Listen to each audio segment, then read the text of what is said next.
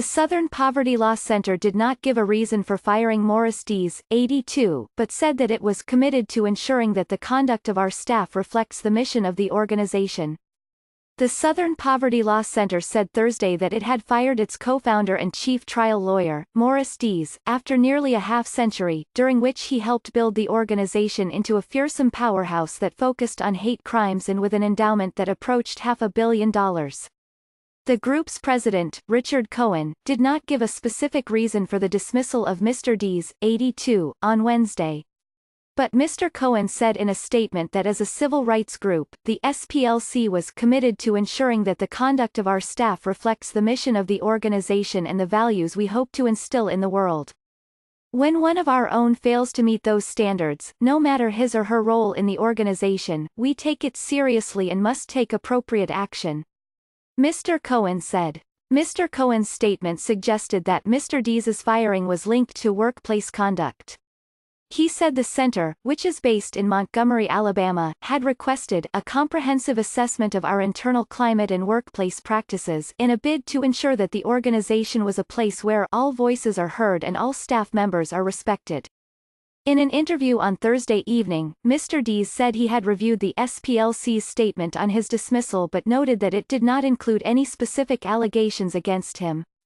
"All I can say is it was not my decision," said Mr. Dees, who added that he had limited involvement with the organization in recent years. Asked whether he had engaged in any behavior that could have been perceived as improper, he replied, "I have no idea how people take things."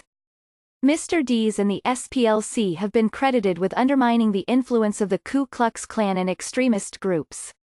But in recent years, the center has come under scrutiny for its classifications of hate groups, and whether the organization has abused that label in pursuit of a political agenda or increased donations. The center has tracked extremist activity and hate groups throughout the country since the 1980s. Its 2018 Intelligence Project report identified 1,020 hate groups, its largest number ever. Conservatives have accused the group of unfairly including right-leaning organizations on the list. Mr. Dees, the son of an Alabama farmer, sold his book publishing business to begin the civil rights law practice that would eventually become the SPLC in 1971.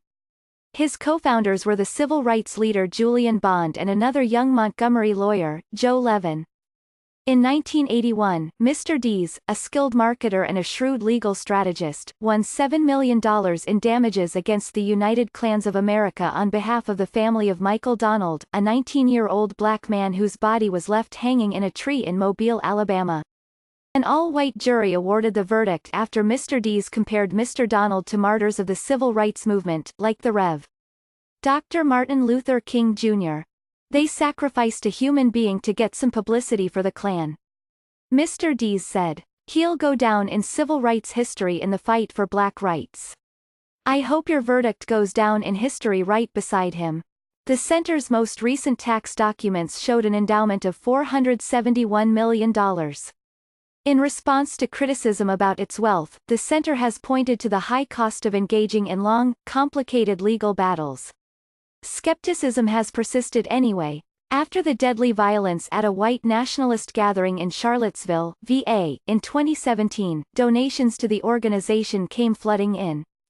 Tim Cook, the head of Apple, announced the company would donate $1 million to the center. It also received a $1 million grant from a foundation created by George and Amal Clooney. "I am glad to see Dees leave SPLC, whatever the reason." William A. Jacobson, a professor at Cornell Law School and an outspoken critic of the group, said on Thursday. SPLC long ago focused on combating the Ku Klux Klan, but then abused the reputation it earned for those efforts by demonizing political opponents through the use of hate and extremist lists to stifle speech by people who presented no risk of violence. Mr. Jacobson said. But Don E. Siegelman, a Democratic former governor of Alabama, praised Mr. Dees for his contributions to civil rights. "Morris has contributed a great deal to civil rights and human rights and justice, and the pursuit of those who have committed hate crimes," said Mr. Siegelman. He added that he had not closely monitored the organization's recent work.